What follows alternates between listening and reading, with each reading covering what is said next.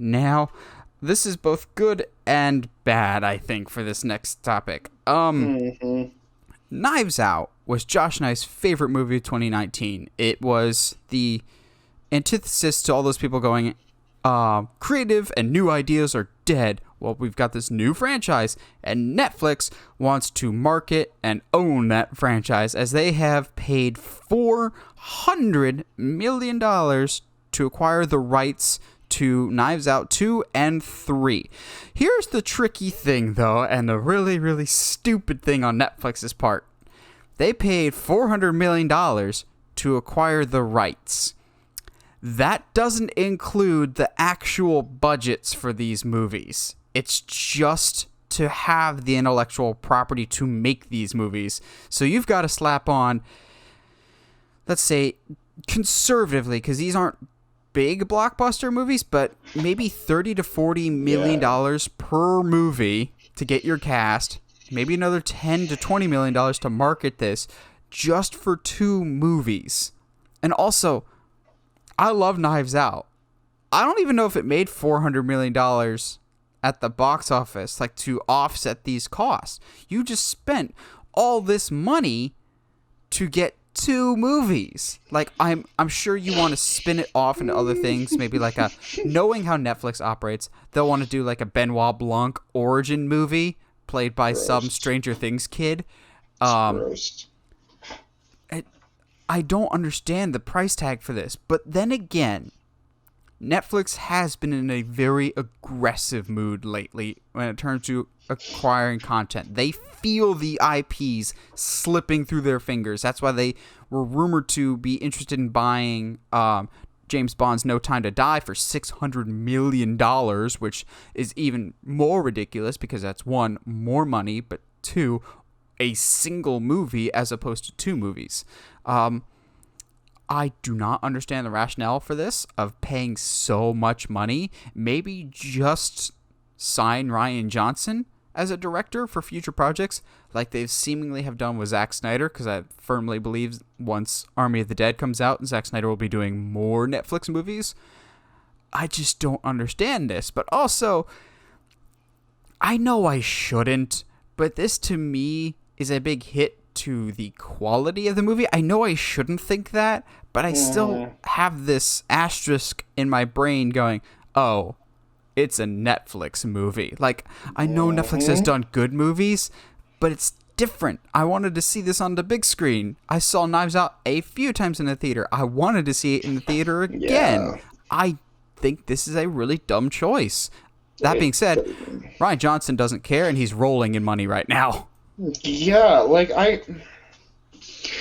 you said, $400 million? Really? Netflix, I'm so glad that you have $400 million to throw at 2 movies and not enough time to develop all of the projects that you've been saying that you that are in development. But no, yeah, it's fine. Let's buy Knives Out for $400 million so that it can't come out in the theaters. And like, the thing I don't understand is how they make money off of this. You know, like, to me, the only way Netflix makes money is from subscriptions. Yeah, like, as much as we crapped on and still hate the idea of Disney Plus with Premier Access, that's added revenue to Disney Plus when people buy the movie. It doesn't cost extra to see these Knives Out movies. And also, Netflix as a subscription service, I'd have to look into the numbers more, but I feel like they've more or less like plateaued. They skyrocketed to be the #1 streamer, and then they're kind of here. Everyone has Netflix. They're not going to suddenly find 50 to 100 million new subscribers just by adding Knives Out here. I think this is a expensive price tag. It screams of desperation because you've got an HBO Max taking their content back, Disney Plus taking their content back, Paramount Plus taking their content back. Netflix is going, crap, we need originals quickly, and they are quickly running out of those originals, or they don't want to shell out the money usually, but they want to shell out the money for this. This seems very clickbaity headline to me of, Well, this will get people interested in Knives Out sequels that we already knew were coming, but now the only way you can see them is on Netflix. Like, people will talk about this for a little bit, like we're talking about it, and we're going to fan project who we'd like to see in it.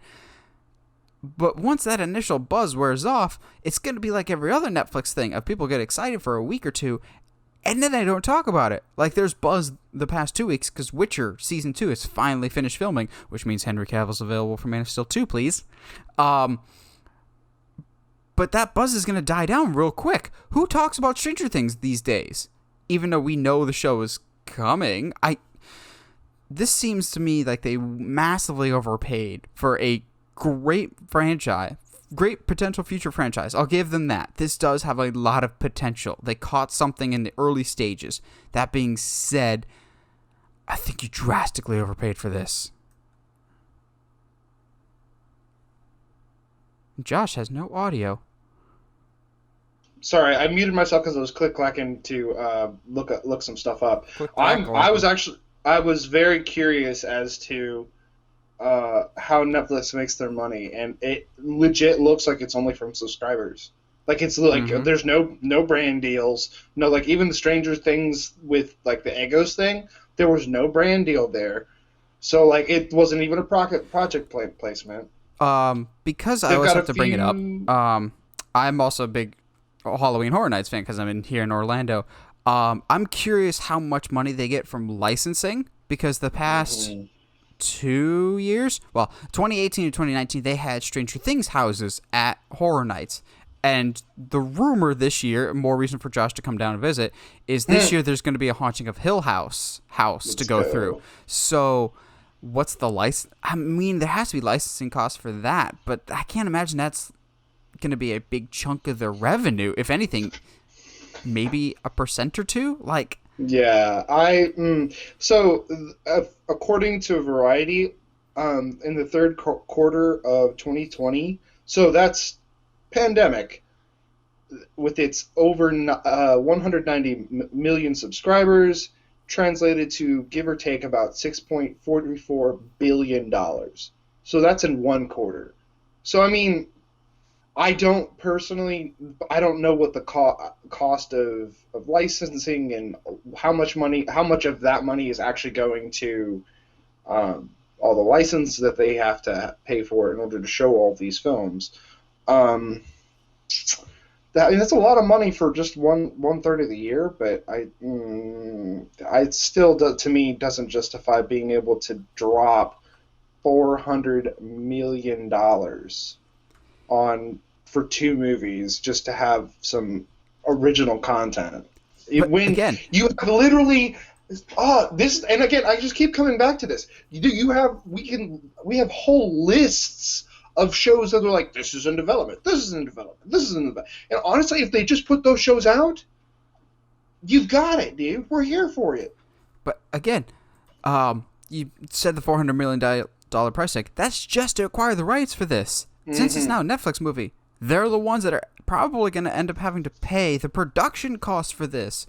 So it's even more than the 400. This was just to say we have this now. It's like you have a kid now. Sure, you have the kid, but there's all these other incidental expenses that come with that. Like thing after thing after thing. This is going to cost them a lot more money. It's not like a Fast and Furious or James Bond where it... Even then, I don't think that would be a good idea to acquire those either. They just need to continue to foster the originals that they have. Their originals are pretty solid, like The Witcher, Stranger Things. How about you don't cancel those shows after 4 seasons and just let them run? You don't have any really long shows. The reason why, as much as Josh doesn't like Friends, the reason why people watch Friends so much when it was on Netflix or HBO Max is there's 10 seasons of that. People can put that on in the background and forget it's there. Same thing with Parks and Rec or The Office or Seinfeld or whatever else. I'm not saying Netflix needs sitcoms. I'm saying they need long-running shows that people can get comfortable with and know the characters and can just leave on forever. And that will get people interested in. They latch on to that. And they won't quit your service. I'm not saying people are quitting Netflix now, but invest in the shows that you have, solidify your own house before trying to buy a second home type of situation.